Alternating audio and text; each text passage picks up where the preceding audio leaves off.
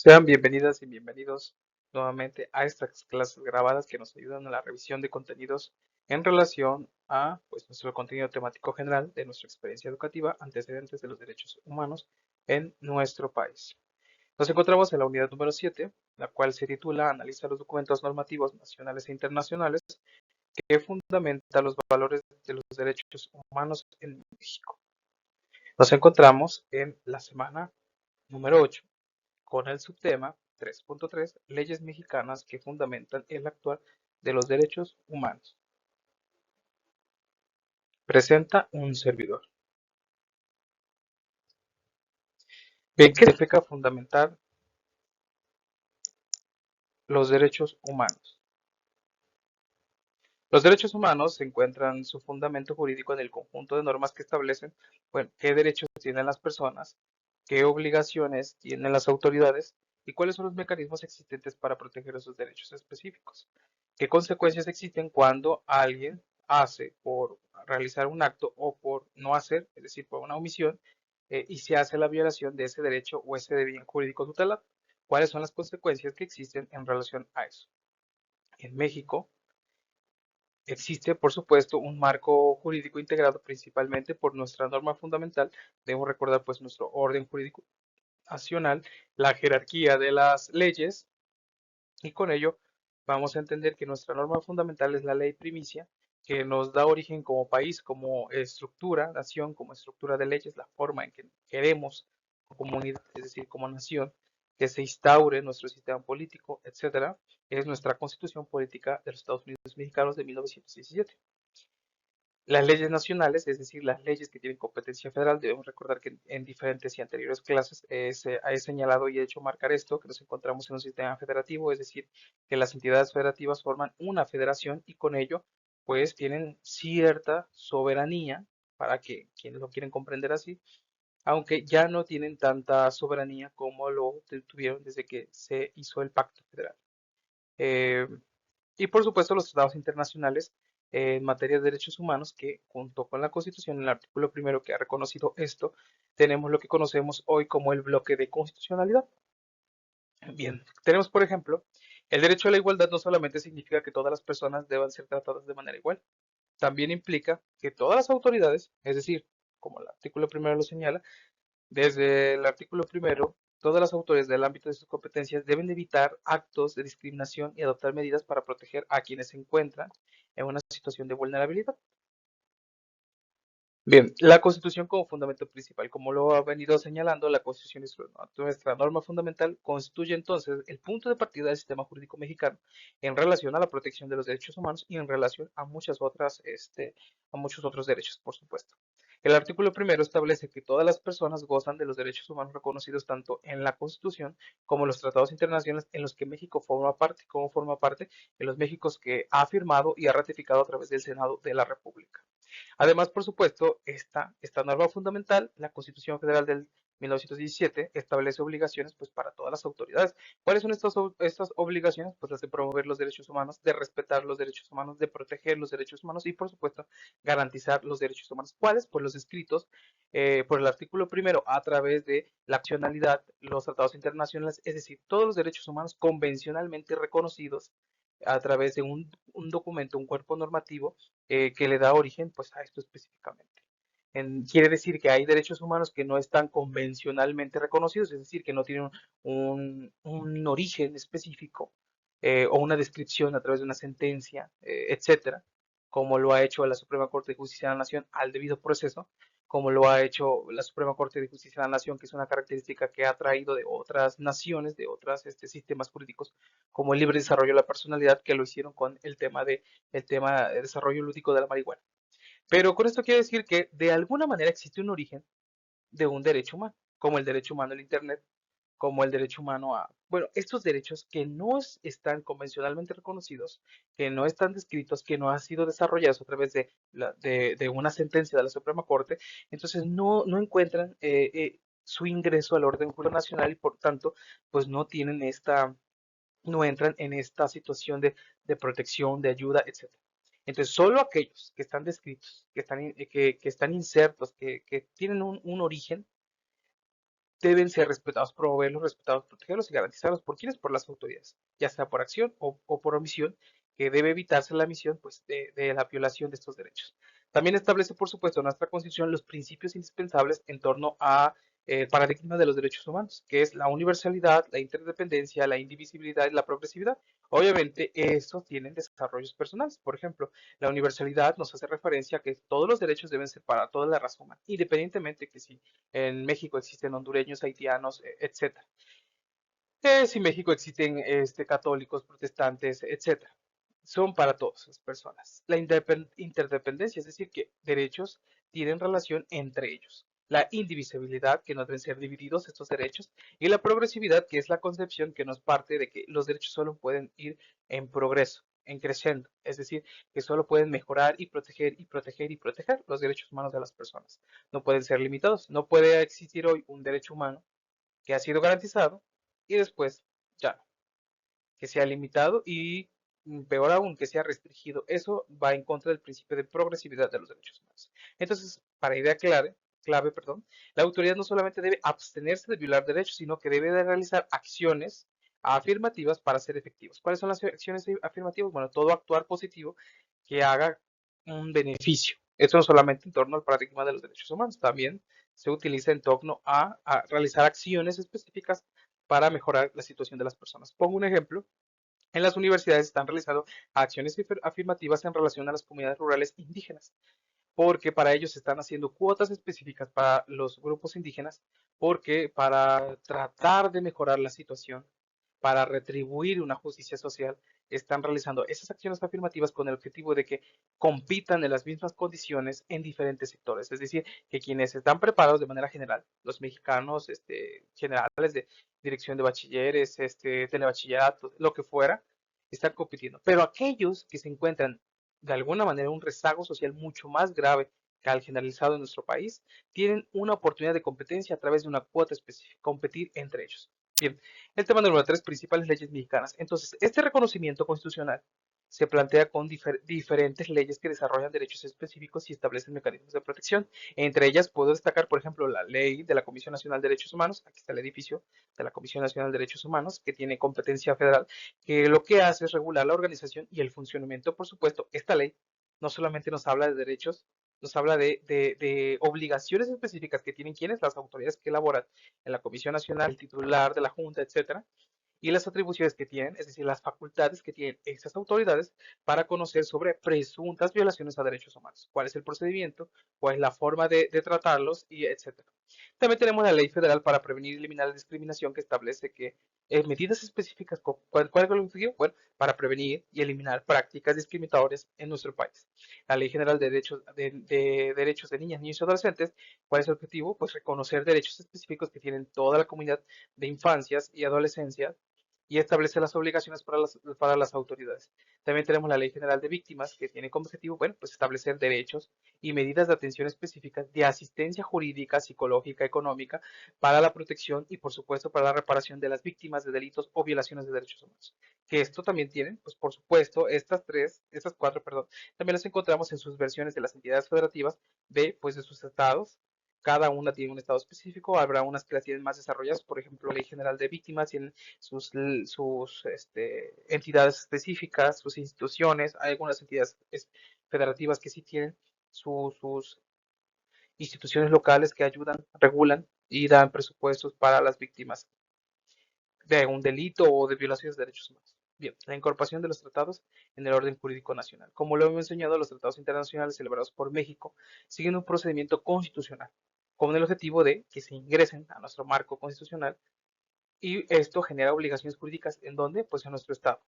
El proceso comprende desde una celebración, una aprobación por el Senado, ratificación y por supuesto en la publicación del Diario Oficial de la Federación, que es el sistema idóneo para poder realizar una publicación y el inicio de la vigencia. Ahí nos dice, por ejemplo, cuándo se instaura la vigencia, cuándo inicia, cuando una ley tiene un origen, cuando una ley ya no está dentro del sistema o ha cambiado o se ha reformado. A nivel federal, por supuesto. Una vez incorporados en los tratados en materia de derechos humanos forman parte del marco jurídico que las autoridades pueden observar en protección a los derechos fundamentales. Y entonces todas las autoridades, desde el ámbito de sus competencias, deben tener una obligación específica ¿para qué? Para tomar acciones en torno a a ese marco jurídico específico. Como dato relevante, el artículo 137 constitucional reconoce los tratados celebrados conforme al procedimiento de la Constitución son parte de la Ley Suprema de la Unión, ese bloque de constitucionalidad que ya lo hemos revisado. Principales tratados internacionales. ¿Cómo se articula el sistema de protección de los derechos humanos? Bueno, la idea central es que los derechos humanos se protegen mediante la interacción de normas, de obligaciones, de autoridades y de instituciones, por supuesto, que permiten convertir ese reconocimiento jurídico en una protección efectiva.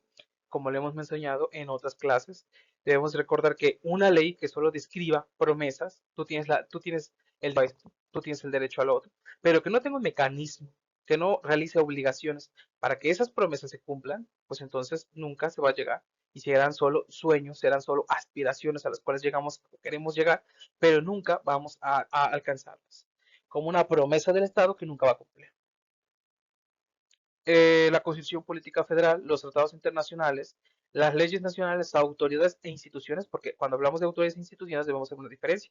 Las autoridades son estos servidores públicos que elaboran y trabajan en secretarías, etcétera, y las instituciones, pues estos organismos, ya sea autónomos, semiautónomos, descentralizados, desconcentrados, cualquier característica específica que tenga relación, ya sea por una relación directa por la especialidad de su materia, por ejemplo, las comisiones estatales de víctimas, o por que tenga relación a temas generales como los delitos, las fiscalías especializadas y autónomas.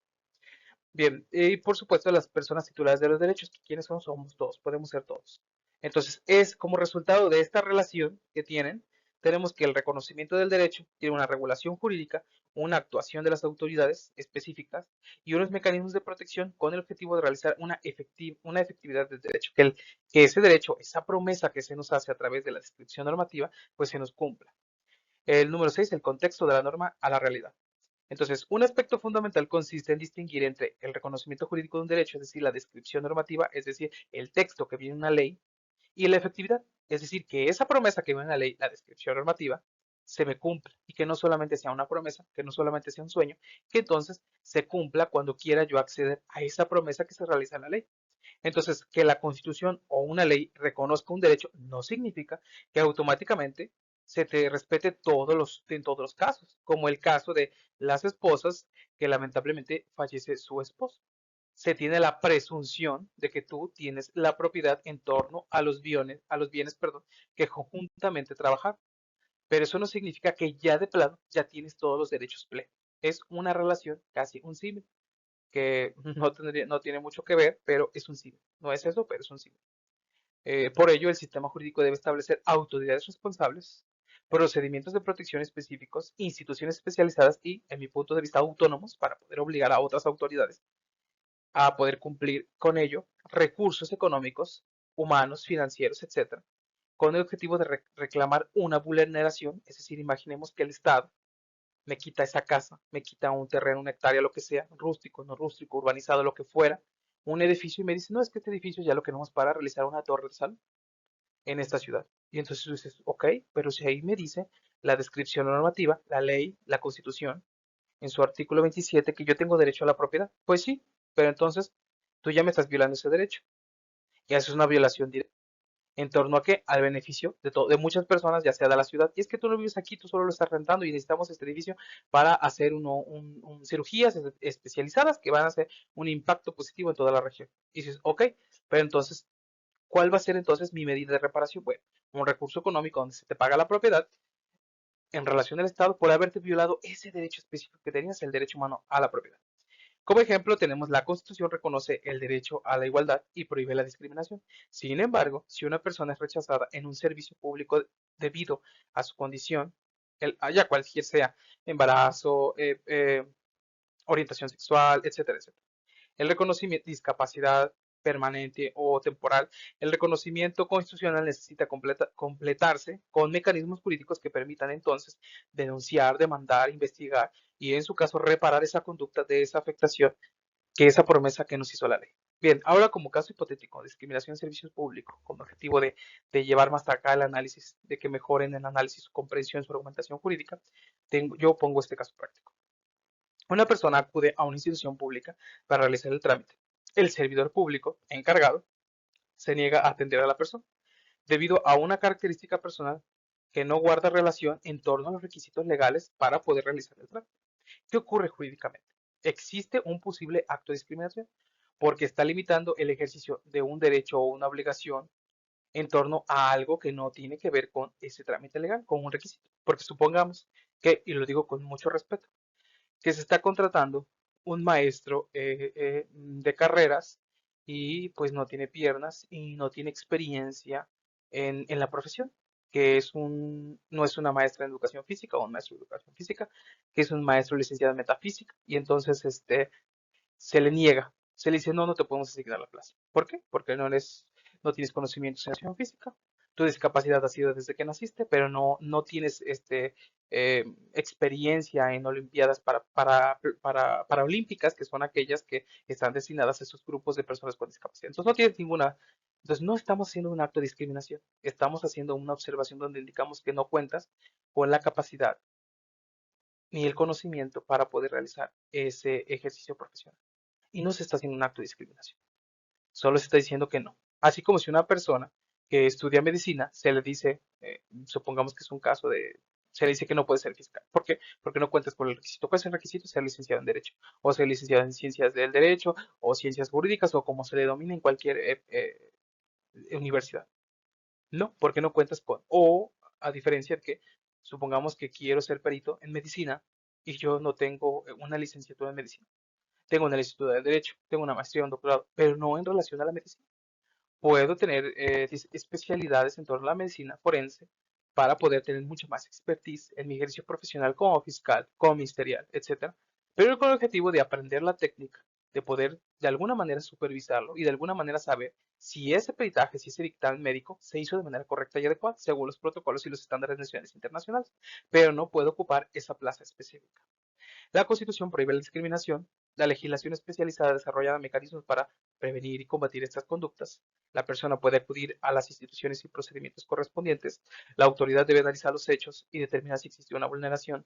Y de acreditarse esta afectación, puede establecerse medidas de protección o reparación del caso, si es el caso. Entonces, pregunta para nosotros. ¿Bastaría con que la Constitución reconociera el derecho a la igualdad si no existiera instituciones y procedimientos o otras autoridades que obliguen a esas autoridades que han presuntamente hecho una violación? ¿Bastaría solo con que nos haga esta promesa en la ley? La respuesta esperada es que no, por supuesto. El reconocimiento normativo, es decir, la descripción normativa de la ley de un derecho, es indispensable, por supuesto, porque sin una base jurídica no podríamos entonces ejercer ese derecho, como es el caso en el cual otros países tienen descripciones normativas diferentes y nos dicen tú tienes derecho a esto, pero en nuestro país no y no lo podemos ejercer. Podemos desde una demanda hacer un derecho comparado, hacer un análisis y ofrecerlo como una forma, eso se utiliza más en el amparo, una forma de decirle al juez, mire juez, aquí está esto. Pero yo sé que no está obligado a seguir ese criterio jurídico de esta sentencia porque no pertenece a mi país, porque no pertenece al orden jurídico nacional, pero se lo pongo a su disposición, por si quiere, por si desea tomarlo a consideración. Entonces, a manera de conclusiones, los derechos humanos en México tienen como principal fundamento pues la Constitución y los tratados internacionales en torno a los derechos humanos. Las leyes nacionales, es decir, federales, permiten desarrollar y hacer exigibles derechos reconocidos jurídicamente. Las autoridades tienen, por supuesto, obligaciones específicas, no solamente de actuar, sino también de no omitir acciones específicas. El reconocimiento del derecho no es suficiente si no se tienen instituciones, mecanismos y financiamiento de recursos humanos, recursos materiales, recursos financieros, etc. En consecuencia, los derechos humanos deben entenderse como un sistema de protección y una relación dependiente de otras acciones y otras autoridades y de una estructura específica para poder reconocerlos. Si nos encontramos en la situación en la que está la promesa jurídica de la inscripción normativa, pero nunca podremos llegar a alcanzarlos. Es como decir, tú puedes participar en una carrera de 10 kilómetros, pero todos podemos llegar a la meta, por supuesto que no. Entonces, así con los derechos humanos. Si solo existe esa promesa de que ahí está, pero no tengo el mecanismo para ayudarte, nunca va a suceder. Aquí tenemos las referencias y no nada más que agradecer. Les deseo a todas y a todos mucho éxito en su semana.